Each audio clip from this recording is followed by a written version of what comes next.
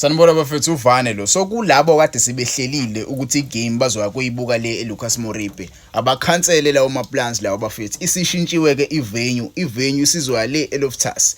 eLoftus ke ilapho khona Orlando Pirates yobitholana khona against iMamelodi Sundowns. Mamelodi Sundowns iyona ezobe ima host. Angazi lento leyishintshwe lini. Angazi ngempela ukuthi bekwenze njani ukuthi bathatha igame iOrlando Pirates versus iMamelodi Sundowns iye le eLucas Moripe. Yes, I know igame yeMTN net second leg yayidlalelwa khona but a game like iBetway Premiership uthi ithathwe iyiswe lapha. Oqala sa stadium afethu asikho safe. Abantu abaningi bahlezi bekhala ngokuthi ama parking awekho lapha. Njengoba engekho nje ama parking kwenza kube nzima kakhulu for igame enkulu kanjeyana. So it's a good thing ukuthi le game le ithathiwe yabuyiselwa le Loftus because mukhumbula phela lapha eLoftus kwakuneshow kabani kaKabza benomaphorisa.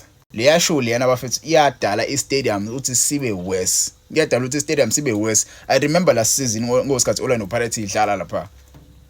Ipisha lapha ayikho mnandi and okuwesi benze njani na bathatha amapayipi bavele bachele kwenze kushiblike kwenze kube nodaka.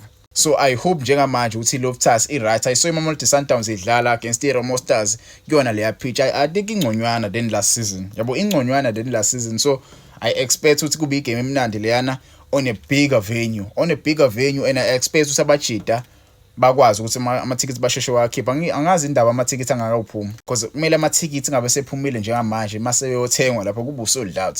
Angazi noma basawakhipha banikeze ama-fans emahholo yini. Phela banawo lo mkhuba lo sibathatha ama-tickets banikeze ama-fans abe emahholo mase yafika lapho kube ngawuthi bawathengile ama-tickets kanti cha. Siyazazi lezo yitori madoda. Khiphana ama-tickets athengwe kuze kuzogcwala kuyobukelwa igame. Hayi lento leyo ukuthi ama-tickets asheshe aphele nje isidingo singekho. Mina ngabe nje akhishwe last week. But ke bafethu igame ayisekho le Lucas Moripe isise Loftus. Past 3 isikhathi bafethu nifike early stadium khona nizokwazi ukuthi niyibukele igame.